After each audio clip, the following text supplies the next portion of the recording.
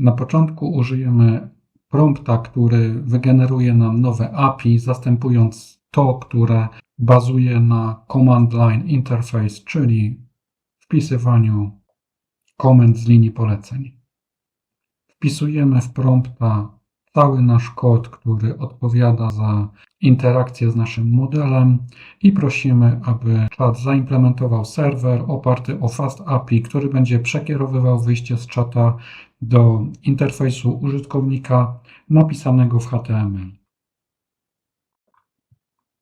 Po tym jak czat wygeneruje nam podstawowy interfejs użytkownika, chcemy dopasować kilka funkcji z naszego RAG-a tak, aby współgrały z nowym API. Podajemy prompta, w którym prosimy, aby na początek funkcję listLectures przerobił tak, by działała z tym mechanizmem, który został wygenerowany w poprzednim prompcie. Kolejną rzecz, jaką musimy zrobić, to dostosować nasze API, aby współgrały z kolejnymi funkcjami. W tym przypadku podajemy, co do czego chcemy konkretnie dostosować. W naszym Fast API mamy takie endpointy jak API Stream Chat, Chat with Lecture oraz Chat Auto i w pierwszej kolejności przekopiujemy tutaj fragment kodu, który realizuje funkcję Chat with Lecture z naszego poprzedniego rozwiązania. Tak więc na początek to właśnie tą funkcję będziemy przerabiać, a prosimy, aby czat robił to pojedynczo, ponieważ jest to dość obszerna funkcja i nie chcemy, aby nam wygenerowywał za dużo kodu naraz, ponieważ zauważyłem, że wtedy generuje więcej błędów. Kolejny prompt to przerobienie funkcji, by współpracowała ze streamingiem, a tą funkcją będzie nasza funkcja Chat Auto. Teraz, gdy mamy już zgodność pomiędzy Fast API a naszym kodem głównym, poprawimy nieco HTML. W tym celu przygotowaliśmy takiego prompta, czyli chcemy, aby czat wygenerował kompletną stronę HTML z osadzonym CSS i JavaScriptem, wszystko w jednym pliku, której funkcja to interfejs czatu AI. Chcemy, aby interfejs był elegancki, minimalistyczny, nowoczesny, w stylu Glassmorphism, ma wyglądać profesjonalnie. Podajemy również wymogi co do układu, czyli chcemy, aby na początku był nagłówek z tytułem AI Chat, duże okno wiadomości, które będzie scrollowane, wiadomości usera wyrównane do prawej strony w kolorze niebieskim, wiadomości asystenta wyrównane do lewej, białe półprzezroczyste, sekcja inputu powinna być na dole, składać się powinna z pola tekstowego oraz przycisku wyślij. Chcemy mieć również możliwość wysyłania zapytań do czata klawiszem Enter. W JavaScript powinniśmy mieć funkcję sendMessage, która pobierze tekst z inputa i przy pomocy post wysyła zapytanie jako form data. Tekst powinien być odbierany strumieniowo z readable stream, a odpowiedź powinna być wyświetlana na ekranie token po tokenie.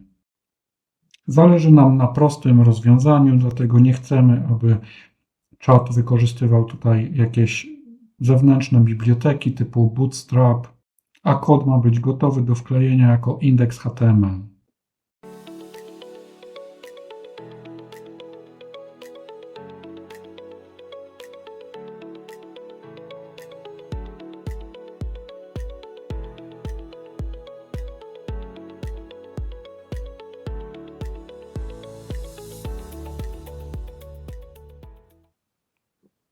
Teraz przejdziemy do najważniejszej części backendu, czyli streamowania odpowiedzi token po tokenie. To właśnie dzięki temu frontend wyświetla tekst w czasie rzeczywistym, dokładnie tak jak ChatGPT. W tej sekcji wywołujemy zapytanie do naszego modelu. Najważniejszy jest tutaj parametr streamTrue. To właśnie on mówi modelowi: zwracaj odpowiedź kawałkami, a nie wszystko naraz. W tej pętli model co chwilę zwraca mały fragment, taki jakby pakiet danych z jednym tokenem tekstu. Za każdym razem sprawdzamy, czy w tym fragmencie rzeczywiście jest treść. Jeśli tak, zapisuję go i od razu przesyłam do tokena, czyli wywołuję yield token. To jest moment, w którym serwer oddaje token do przeglądarki. Natomiast frontend od razu go dopisuje na ekranie. Dzięki temu użytkownik widzi żywy streaming, a nie odpowiedź po sekundzie ciszy. Kiedy model skończy, mam już pełną odpowiedź full replay, czyszczę ją i dopisuję do historii rozmowy. Trzymam tylko 3 ostatnie wiadomości, żeby model dostawał krótki, nieprzeładowany kontekst. Teraz pokażę Wam, jak działa mój React zbudowany w Fast API, czyli backend, który obsługuje kilka podstawowych komend, mianowicie wylistowanie, skasowanie wykładu, czat z wybranym wykładem, czat, który sam wybiera wykład oraz streaming odpowiedzi do naszego interfejsu. Na początku importuję biblioteki związane z obsługą serwera oraz Fast API. Następnie importuję własne funkcje z modułu React Core. To właśnie tam znajduje się logika React, czyli wczytywanie PDF-ów, chunkowanie, embeddingi i generowanie odpowiedzi. W tym miejscu tworzymy aplikację, gdzie montuję folder static, czyli miejsce, gdzie znajduje się cały frontend. W tym przypadku frontend znajduje się w pliku index.html, który widzimy jako interfejs czatu. W tym miejscu definiujemy nasze endpointy. Główny endpoint, czyli root, to jest interfejs użytkownika, czyli to, co użytkownik dostanie na adresie głównym naszego czatu. Kolejny endpoint to list, czyli pobieranie listy wykładów. Ten endpoint zwraca listę wszystkich dodanych PDF-ów, czyli bazę dokumentów, na których działa czat. Endpoint delete, czyli usuwanie wykładu, polega na prostym wywołaniu funkcji delete lecture, który powoduje, że wykład zostaje usunięty z bazy. Chat to kolejny endpoint, który odpowiada za pytanie do konkretnego wykładu. Ten endpoint przekazuje pytanie do konkretnego PDF-a bez streamingu. Odpowiedź zwracana jest od razu. Ask to automatyczne dopasowanie wykładu, czyli tu działa nasze inteligentne wyszukiwanie, gdzie system sam analizuje wszystkie wykłady i wybiera ten najbardziej pasujący. Czyli to jest przykład klasycznego RAG-owego pipeline'u. Streaming, czyli obsługa wyświetlania poszczególnych elementów, token po tokenie, czyli tak jak odbywa się to na przykład w czacie GPT. Najpierw tworzę sobie taki helper. On zamienia zwykły generator tokenów na asynchroniczny streaming, a następnie mam 2 endpointy. Streaming do konkretnego wykładu oraz streaming z automatycznym dopasowaniem dokumentu. Nasz frontend odbiera te tokeny i na żywo wyświetla odpowiedź, tak jak robi to ChatGPT. Kolejny endpoint to help. Zwraca nam listę dostępnych komend, czyli wszystkich endpointów, które użytkownik może wywołać w naszym API. Teraz skupimy się na kompletnym frontendzie AI Chata, napisanym w czystym HTML, CSS i JavaScript, który pozwala nie tylko rozmawiać z modelem, ale też wykonywać komendy, listować wykłady, zmieniać tryb rozmowy, a także usuwać je z bazy i streamować odpowiedzi token po tokenie. Zaczynamy od podstawowego szablonu HTML. W nagłówku ustawiamy Meta Viewport, tytuł i cały styl, który buduje elegancki, ciemny interfejs z efektem rozmycia. Cała strona ma gradientowe tło i nowoczesny wygląd. Jest to efekt Backdrop Filter, półprzezroczystych kart i lekko rozmytych krawędzi. W centrum znajduje się kontener czatu z nagłówkiem i obszarem wiadomości oraz polem do wpisywania tekstu.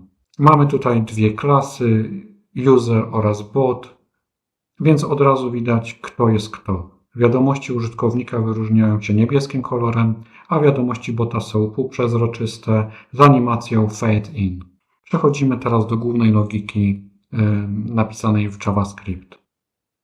Current lecture jest to zmienna, która mówi nam, czy jesteśmy w trybie z jakimś konkretnym wykładem. Domyślnie nie jesteśmy w trybie z żadnym wykładem, czyli generujemy pytania ogólne generowane do wszystkich wykładów.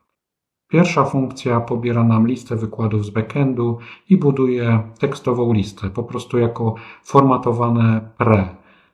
Jest to taki minimalizm, czyli backend zwraca JSON, frontend robi czytelną listę. Kolejna istotna funkcja to add message, dodaje wiadomości do okna czatu. Jeżeli to asystent, wówczas HTML używany jest, by wyświetlać formatowany tekst. Jeżeli użytkownik, zawsze jest to czysty tekst dla bezpieczeństwa. W tym miejscu mamy bardzo ważną część, czyli obsługę komend wpisywanych w czata. Po kolei pierwsza to jest komenda help, wyświetla listę dostępnych poleceń, list wysyła żądanie i odbiera JSON, który następnie renderowany jest jako lista wykładów. Delete wysyła post na delete ID i informuje o usunięciu wykładu. Chat ID to przełącznik kontekstu do wybrania wykładu. Jeżeli ten przełącznik zostanie wywołany, wówczas wszystkie dalsze pytania trafiają na endpoint stream chat ID. Jeżeli wpisana wiadomość nie była komendą, to przetwarzana jest jako zwykłe pytanie do modelu. Backend streamuje naszą odpowiedź, czyli wyświetla ją kawałek po kawałku, dlatego musi obsługiwać response body get reader. Kod działa w taki sposób, że pytanie jest wysyłane jako form data. Na początku tworzy się pusta wiadomość asystenta. Odbierane są kolejne chunki tekstu i uaktualniana jest ostatnia wiadomość na bieżąco. Efekt jest taki jak w czacie GPT, czyli naturalny streaming. Na końcu mamy prosty listener, który po naciśnięciu przycisku Enter wysyła nam wiadomość. Tak wygląda okno mojego czatu. Komenda help wyświetla listę dostępnych komend, które obsługuje mój czat. List to wylistowanie dostępnych wykładów. Mogę teraz bezpośrednio zadać pytanie do wszystkich wykładów, na przykład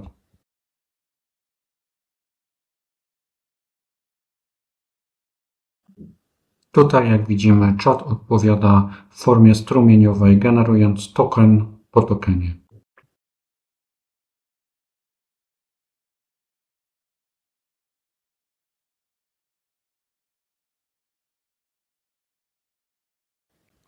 Jednocześnie nasz RAG jest tak zabezpieczony, aby nie odpowiadał na pytania, które nie znajdują się w naszych wykładach.